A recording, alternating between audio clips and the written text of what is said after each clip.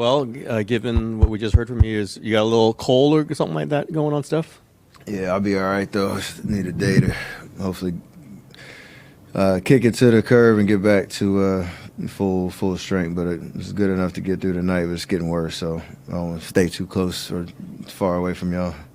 I know you always want to play, but with a back-to-back, is that in question at this point? Yeah. Obviously, it would take a lot for me not to play, but the way it's going and how the schedule has been and just how I feel, I mean, obviously we'll monitor it to see how it goes, but I want to be 100% for the long term. You felt it during the game? A couple of days now.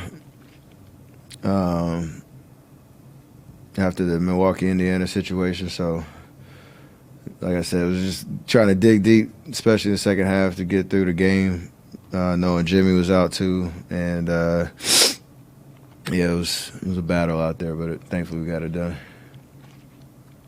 How have those conversations with Rick and Steve and Mike, just in terms of like when to pick spots to maybe rest and how to manage back-to-backs, how have those conversations compared to previous years?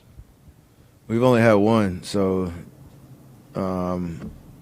a lot of it is kind of the standard, understanding how the schedule's going, how we're feeling physically, mentally, some of the data that they're pulling from games and how we're moving, the speed of the game and all that type stuff. So we only had the one conversation yesterday, and some clarity came out of it just in terms of how we're trying to get through, especially this next couple of weeks, because it's pretty dense and we're all over the place. But it's not rocket science, really. It's just if you're able to play. If something pops up, a sickness or something that's alien to Jimmy's, I think it was his back. Was it? Like you want to be cautious, but we're trying to, build momentum. That's why those 2 games on the road hurt a little bit, but we're all just collaborating. Steph, we talked a lot about focus and execution after these first few games. Why do you think that has been such a struggle? And even tonight, it was like you guys are rolling, and then it slowed down a little bit in the third, and then you had to find your way in the fourth.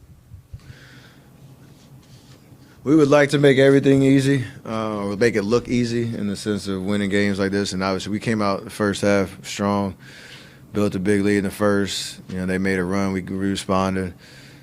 No matter what lineup was out there, we always had an answer. It got a little, dicey in that fourth quarter, but that's just because they're a talented team in the sense of how they play, fast-paced. D-Book is unreal, scorer and playmaker.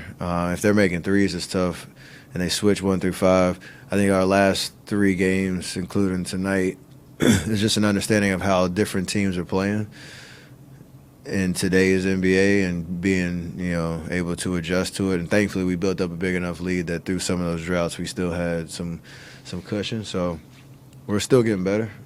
I think that's the biggest thing. We're not where we want to be, but we're trying to win through the learning curves. Do you feel like your play's been impacted by the sickness? Tonight, the second half, Tank was on E.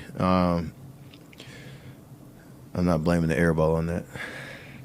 But just like I said, just trying to dig through it and get to the finish line and get a win and keep it moving. How soon do you have to officially decide on tomorrow? I mean, that sounds like you guys.